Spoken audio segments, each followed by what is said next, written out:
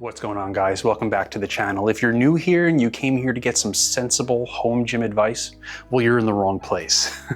No, but today I wanted to talk about something important for everyone who's either building a new home gym or is looking to add items to their home gym. And what I'm talking about specifically is the steps that I sort of wish I would have taken when I first started versus how I approach things now when I'm buying a new piece of gym equipment. So the number one thing I want you to do is I want you to get a notebook. I want you to grab that, and because we're gonna start making some lists.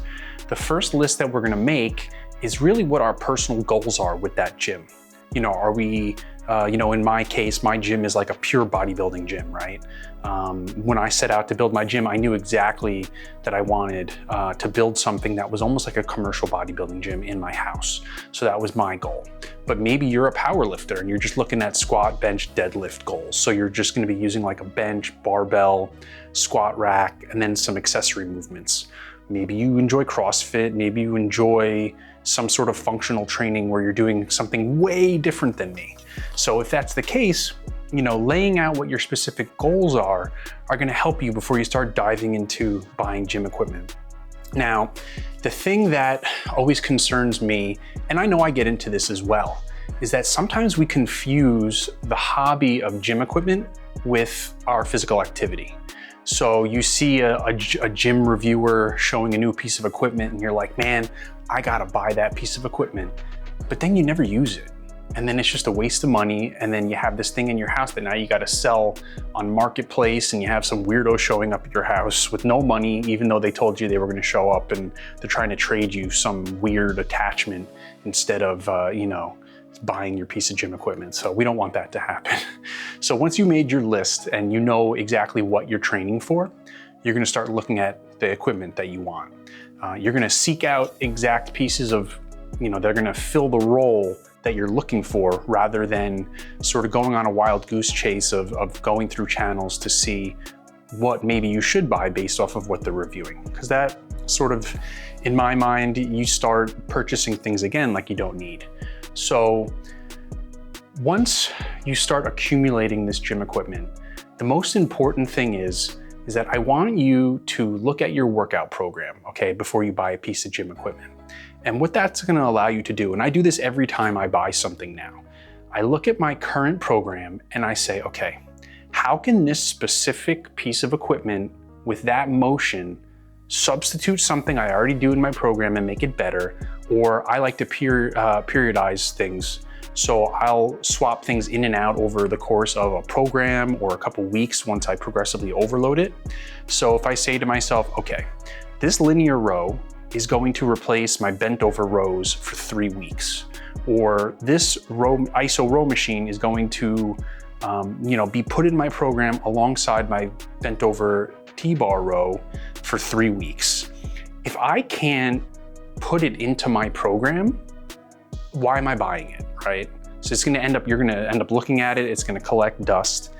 And if you go back and look at my original videos, when I started making videos on this channel, there's actually a lot of pieces of gym equipment that aren't here anymore, because I fall out of love with things very quickly. If I find that something doesn't serve a purpose, it's gone. So rather than accumulating all of this gym equipment that's not going to be beneficial to you, if you start following these guidelines in terms of what your goals are, like you're never gonna see me, like I bench press and stuff like that, but you're not gonna see me buying equipment that's gonna be primarily for someone that's doing CrossFit or powerlifting or anything like that. I don't see a reason that I'm ever gonna get a slingshot, right? To make my bench higher. Or you're probably not gonna see me using kettlebells on this channel. It's just not something that I personally do. So, we don't wanna fall in that trap of purchasing things because either one, we think they're cool because of the hobby, or two, we saw it online and we think that it's really cool and it may help us, but we have no clue how to implement it. And once you get to that point and you're purchasing things before you know how to implement them, once you get them, you're sort of stuck thinking like, what am I gonna do with this now, right? And we all have limited space. Even though my setup is pretty large, I know a lot of people come to me and they say, well, I only have room for this piece of equipment or that piece of equipment. Well, really take a step back and analyze and say, what is this going to add to my gym? What are my goals? I love bodybuilding routines. That's all I do in my gym, basically. And, you know, as a 37-year-old natty guy, you know, maybe I don't get the same gains that like you see on typical guys on the internet who are blasting gear and stuff like that. But I just love going through a good bodybuilding routine. And that's why I have all these pieces of equipment. I actually utilize every piece of equipment that I have in my gym. And I'm always working them into my program. I always work out my programs before my workout, so I know what I'm gonna be hitting, how I'm gonna do it for a couple weeks. And then you guys have seen my workout videos where I go through some of that stuff. So you could always go back on the channel and look. So what I'm really trying to stress here is that I want you to be purchasing things that really serve a purpose, rather than purchasing things and then trying to find the purpose afterwards. Because when you get into this home gym game, one, stuff is super expensive. I mean, there is some nice, affordable stuff out there, which I have some of it in my gym. But if you start getting into really expensive equipment, all of a sudden you have a super nice piece of equipment. Maybe you have a $500 or $600 barbell that you never use. You don't want to scratch it because it's too expensive. You know, you have a rack that does everything and you use it for like one thing. And then all of a sudden you've wasted all this money.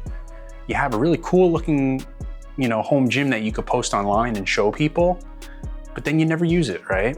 I'm up at 4 o'clock in the morning every day to come downstairs and work out. You know, other than spending time with my family, it's my absolute favorite time of the day. If I couldn't get up and do that anymore, you know, I don't even know what I would do. You know, I wouldn't be able to even probably get up in the morning. But these are all things that you need to kind of slow down sometimes. Take out a notebook, write down your goals, look at the type of programming you need to do. None of us are doing this because we just want to buy stuff. And if you are, that's cool. Like if that's your thing, you want to collect stuff. But my goal every day when I come downstairs to work out is to improve myself in some way. I'm on a cut right now, so you know I'm pushing through that, but I'm trying to improve myself, right?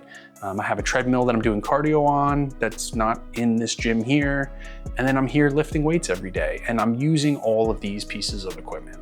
So I want you to really take a step back, plan out your gym, know how much square footage you have, get some tape, blue tape, tape out the floor so you could see where the pieces are going to be going, how they're going to work. Make sure you have the room to utilize them, and really take a step back. And I know I keep saying that, and saying to yourself, is this something that I'm really going to utilize in my routine? How could it fit in now? Even though I don't own it already, how could it fit in now? And then the worst case scenario, once you've done that and you get a piece of gym equipment and you don't like it and it's no good, it's not that you didn't plan properly, it's that it just ended up being a bad piece of equipment. And that's not your fault, that happens. I get ones that are duds, and then you gotta get rid of it. And then guess what?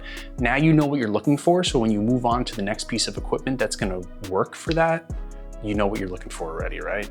So, you know, this is really my little, you know, a little rant on home gym equipment and the process of purchasing some of these things so you don't go buck wild and spend a whole bunch of money and buy stuff you don't need.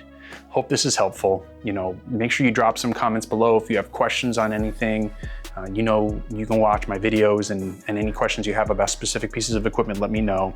Please make sure you like, subscribe, and I'll talk to you guys later.